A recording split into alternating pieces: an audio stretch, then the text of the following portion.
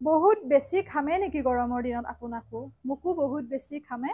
ক্ষমাটো ভাল আমাৰ বাবে, কিন্তু এটা কথা, যেতিয়া বহুত বেছি হৈ যায়, ক'ৰবাত গ'লে কাপোৰযোৰ পিন্ধি গৈও শান্তি নাপায়, আপোনালোকৰ স্কিনখন ঘামি থাকে, গাটো ঘামি থাকে, বহুত বেছি অশান্তিবোধ কৰিবলগীয়া হয় গৰমৰ দিনকেইটা।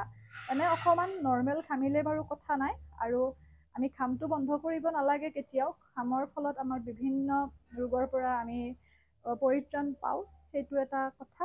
তথাপিও আমি অকণমান নিজক কমকৈ কমাবৰ বাবে, ধৰি লওক ফ্ৰেছ ফিল কৰি থাকিবৰ বাবে গৰমৰ দিনকেইটা আপোনালোকে এইকেইটা পদ্ধতি কৰি চাব পাৰে। মোৰ নিজকো বহুত বেছি ঘামে, আৰু কিছুদিনৰ পৰা মই বস্তুখিনি ব্যৱহাৰ কৰি সুফল পাইছোঁ। সেয়ে আপোনালোকৰ লগত বস্তুখিনি শ্বেয়াৰ কৰিবলৈ ওলাইছোঁ। আপোনালোকে যেতিয়া গা ধুব, গা ধোৱা পানীখিনিত আপোনালোকে এফাল নেমু চেপি ল'ব। এনেকৈ আপোনালোকে এসপ্তাহ কৰি চাওকচোন। তেতিয়া আপোনালোকৰ ঘামৰ দুৰ্গন্ধও নোহোৱা হ'ব, লগতে আপোনালোকৰ যি বহুত বেছি ঘমা সমস্যাটো আছে সেইটো নোহোৱা হ'ব, আৰু দিনটোৰ কাৰণে আপোনালোকে নিজকে ফ্ৰেছ অনুভৱ কৰি থাকিব। গা ধোৱা পানীখিনিত নেমু এফাল চেপি ল'ব আৰু সেই পানীখিনিৰে গা ধুব। বহুত বেছি ভাল এটা ৰিজাল্ট আপোনালোকে দেখিবলৈ পাব। আৰু আন পদ্ধতিটোৰ বাবে আপোনালোকক লাগিব, এই পদ্ধতিটো ব্যৱহাৰ কৰিলে আপোনালোকে আপোনালোকৰ ধৰি লওক বিভিন্ন ক'লা দাগ, মলি সদৃশ সেইবোৰো নোহোৱা হ'ব।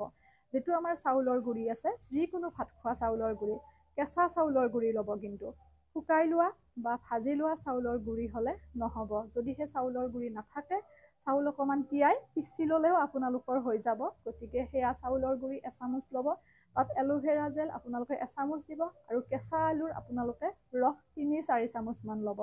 এই গোটেইখিনি বস্তু খুব সুন্দৰকৈ আপোনালোকে অকণমান পানী দি মিহলি কৰি ল'ব, আৰু মিহলি কৰি আপোনালোকে ধৰি লওক আপোনালোকৰ ডিঙি, হাত এই সকলোবোৰতে স্ক্ৰাব কৰাৰ নিচিনাকৈ, মানে এনেকৈ আপোনালোকে মাছাজ কৰাৰ নিচিনাকৈ লগাব।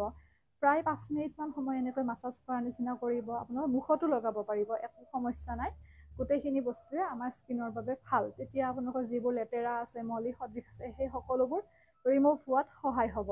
সেনেকৈ আপোনালোকে 5 মিনিট মাছাজ কৰি আপোনালোকে সেইখিনি 20 মিনিট সময়ৰ বাবে ৰাখি দিব।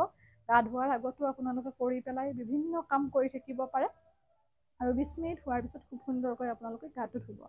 তেনেকৈ আপোনালোকে এসপ্তাহ ৰেগুলাৰ কৰক, বহুত বেছি ভাল ৰিজাল্ট পাব, কথা দিছোঁ। এইটো হৈছে দ্বিতীয় পদ্ধতি। এতিয়া আহিছোঁ আৰু এটা পদ্ধতি আপোনালোকক জনাবলৈ, যাৰ যিটো সহজলভ্য সেইটোৱে আপোনালোকে ব্যৱহাৰ কৰিব পাৰিব। তুলসী। বহুতে কয় যে তুলসী আৰু গাত লগাম নে? তেনেকুৱা কথা নহয়, কাৰণ তুলসী এইবোৰ সামগ্ৰীৰে আমাৰ বিভিন্ন ধৰি লওক মইশ্চাৰাইজাৰ বা তেনেকৈ বিভিন্ন বডি লোচন এইবোৰ বনোৱা হয়। গতিকে একো বেয়া কথা নহয়। তুলসীৰ ৰসটোৱে যিহেতুকে আমাক যথেষ্টখিনি উপকৃত কৰে, বিভিন্নজনৰ ক'লা চৰমত উপকৃত কৰে তুলসীৰ ৰসে, বা স্কিনত হোৱা বিভিন্ন সমস্যা ঠিক কৰে তুলসীৰ ৰসে। ঠিক তেনেকৈ আপোনালোকে তুলসীৰ ৰস 4-5 চামুচমান ল'ব। বেচন ল'ব আপোনালোকে 1 চামুচ বা 2 চামুচ, যিমানখিনি পৰিমাণৰ লাগে বা যিমান ঠাইত ব্যৱহাৰ কৰে সেই অনুপাতে। মই 1 চামুচ বুলিয়ে কৈছোঁ। 1 চামুচ বেচন, 3-4 চামুচমান তুলসীৰ ৰস ল'ব, আৰু আপোনালোকে মৌজোল ল'ব 1 চামুচ। মৌজোলটো সকলোৱে চিনিয়ে পায়।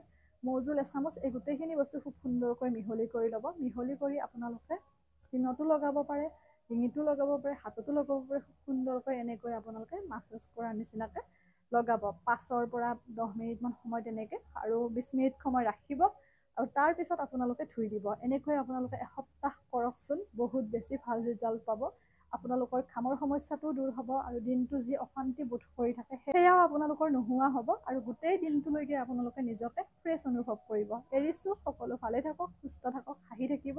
পুনৰ নতুন ভিডিঅ' এটিৰে আপোনালোকক লগ পাম। শ্বেয়াৰ কৰিব ভিডিঅ'টো, যাতে সকলোৱে উপকৃত হ'ব পাৰে।